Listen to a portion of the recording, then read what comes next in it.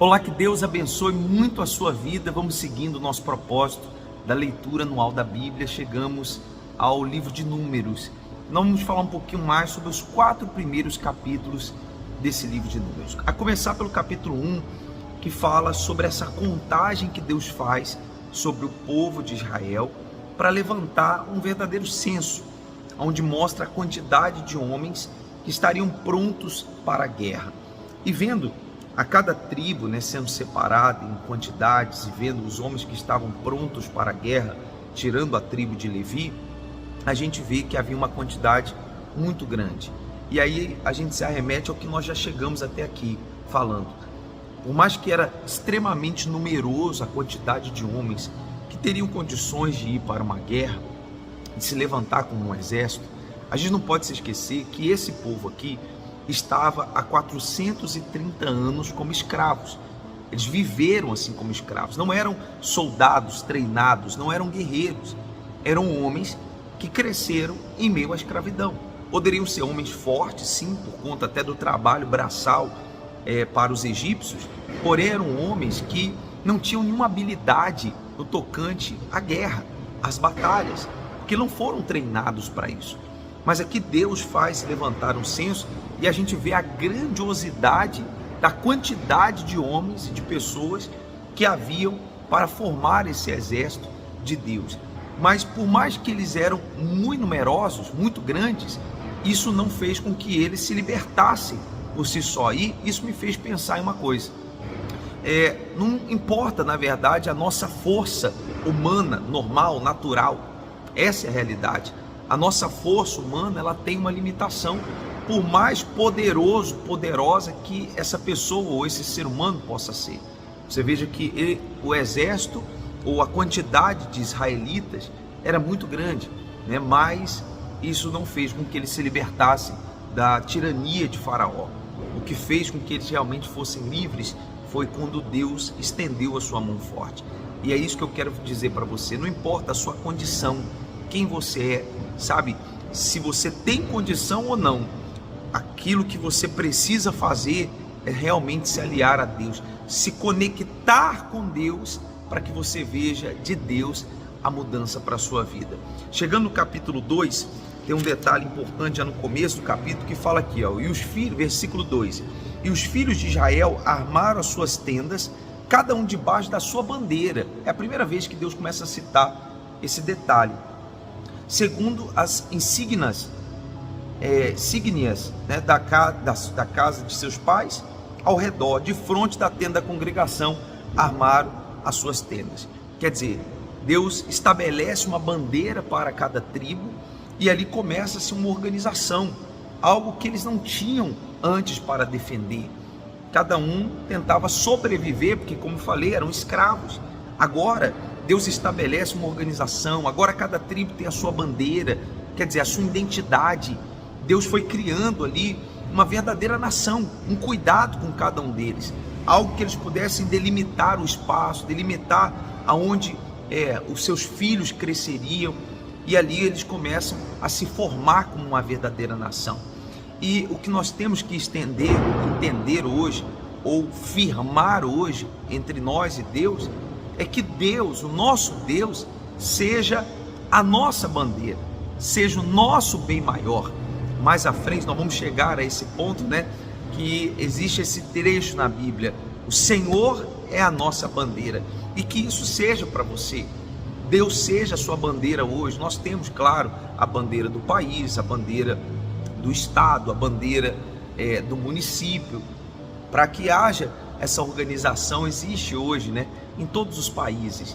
Mas o que eu quero que você entenda é quando você veste ou se veste da bandeira da fé de Deus, que você realmente delimita o espaço na sua vida, dizendo assim: olha, esse ponto aqui eu não ultrapasso, isso aqui eu não vou fazer, porque isso aqui contraria o que eu acredito, a minha fé, os meus princípios, o meu caráter. Quer dizer, você defende a sua posição, você defende a sua bandeira. Qual é a bandeira que você defende hoje? Eu defendo essa bandeira aqui, que é a bandeira da palavra de Deus. É o que eu creio, é sobre ela que eu apoio a minha vida, é sobre ela que eu apoio meu casamento, é sobre ela que eu apoio a minha família, o meu lar.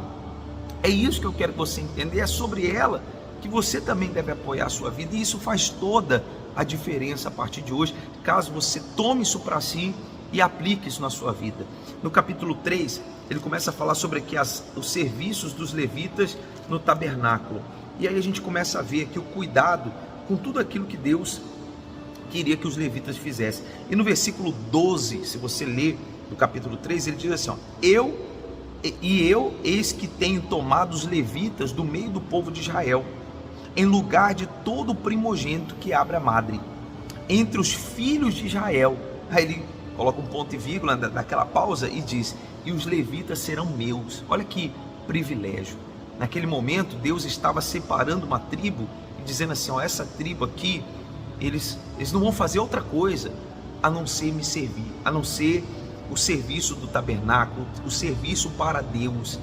E a gente lê tudo aquilo que Deus queria, né? Como foi dividido ali os filhos dos levitas para esse serviço, e também o cuidado, o zelo para com as coisas de Deus, sabe, a santidade que era tratado, e muitas das coisas que, se não fosse feito como Deus ordenava, eles poderiam perder até a própria vida, né? Certos objetos que eles não poderiam tocar, ou para tocar teria que estar coberto o objeto.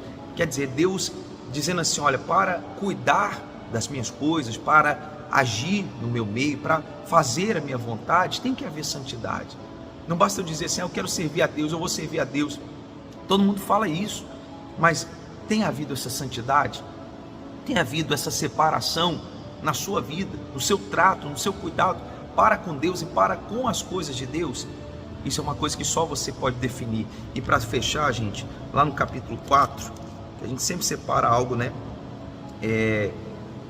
Para que você possa entender e fortalecer a sua fé. Diz assim, olha que legal isso aqui, o versículo 30. Da idade de 30 anos para cima até 50 anos, contará a todo aquele que entrar neste serviço para administrar o ministério da congregação, da tenda da congregação.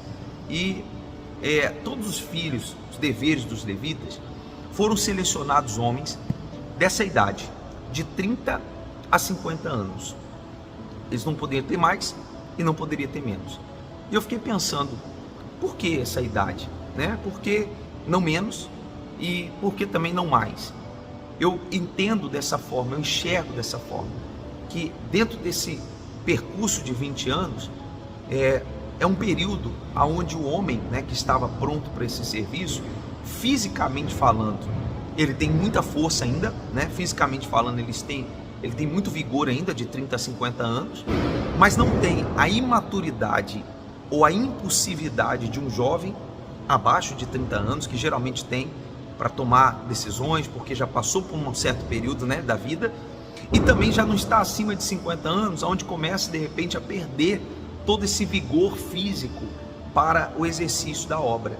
Quer dizer, Deus estava pedindo que os melhores anos, os anos talvez mais fortes fisicamente, emocionalmente, podemos dizer assim, no sentido já de estar preparado para não tomar decisões impulsivas e também para não estar tão desgastado fisicamente que se tornasse algo penoso, né, algo doloroso, ou algo que talvez tivesse certa limitação para certas pessoas e cometer erros, né, porque havia também um serviço braçal, né, uma questão física que era muito necessária para o serviço do tabernáculo. Então Deus fez a junção, separou aqueles 20 anos para serem realmente 20 anos que aquelas pessoas, quem começasse com 30, né, teria aí 20 anos de serviço, e quem estivesse no meio, já dentro dessa idade, teria os anos correspondentes.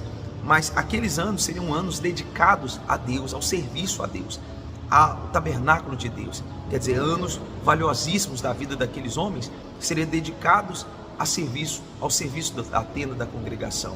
Porque Deus espera de nós o melhor. Deus quer de nós o melhor.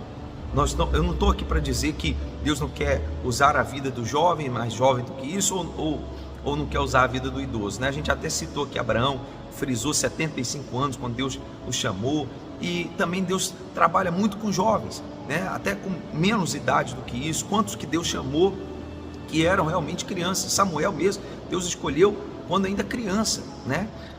começou já o seu serviço ali dentro do tabernáculo, né? Do serviço a Deus, junto com o profeta, com os profetas, com Eli. Depois a gente vai ler mais a respeito disso, mas o que a gente vê é que Deus, pessoal, espera e quer contar com toda a nossa força, com o melhor de nós. E quando a gente faz isso, pessoal, não tem como Deus ele não honrar. Deus espera isso de mim, espera isso de você. Pense nisso, aplique.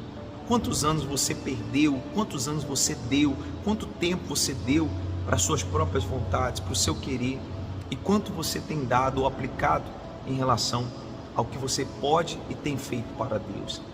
Avalie isso, pese isso e mude o que você tiver que mudar a partir de hoje. Se esse vídeo te ajudou, deixa aí os seus comentários, compartilhe, mande para outras pessoas, e a gente segue trazendo mais vídeos para você, seguindo a leitura anual da Bíblia. Como falei, a gente está correndo aí quanto tempo para estabelecer de novo aí a contagem desde a data certa aqui do nosso planner, justamente para a gente poder encaixar novamente. Tivemos alguns dias que nós não conseguimos gravar aí os vídeos. Que Deus abençoe a todos, vamos seguir firmes, eu tenho certeza que Deus vai abençoar o nosso propósito. Até lá!